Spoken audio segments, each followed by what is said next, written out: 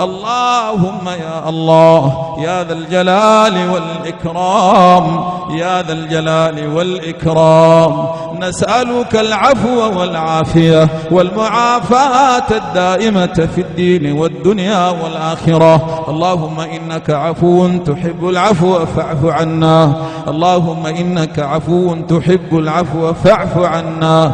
اللهم اعف عنا وعافنا من بلاء الدنيا وعذاب الآخرة. اللهم إنا نسألك علم الخائفين منك وخوف العالمين بك ويقين المتوكلين عليك وتوكل الموقنين بك وإنابة المخبتين إليك وإخبات المنيبين إليك وشكر الصابرين لك وصبر الشاكرين لك ولحاقا بالأحياء المرزوقين عندك يا ذا الجلال والإكرام. اللهم إنا نسألك خير الدعاء وخير العلم وخير العمل وخير النجاح وخير الحياة وخير الممات. اللهم ثبتنا وثقل موازيننا وارفع درجاتنا واغفر خطيئاتنا.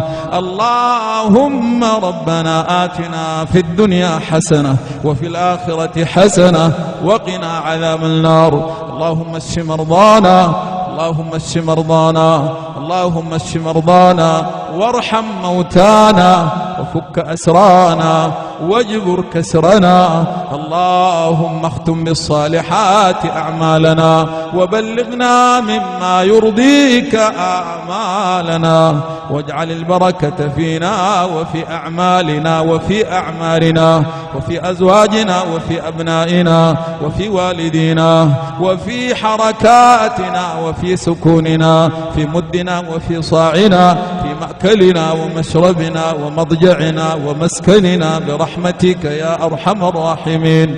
اللهم هذا الدعاء ومنك الإجابة وهذا الجهد وعليك التكلان.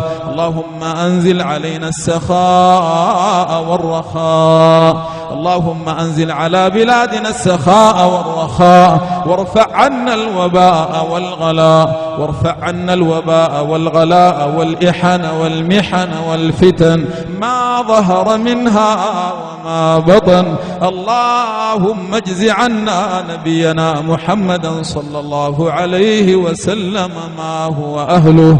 اللهم ارزقنا في الدنيا زيارته وفي النوم رؤيته وفي العمل متابعته وفي الحوض مورده وفي القلب محبته وأسقنا من يده الشريفة شربة روية لا نظمأ بعدها أبدا.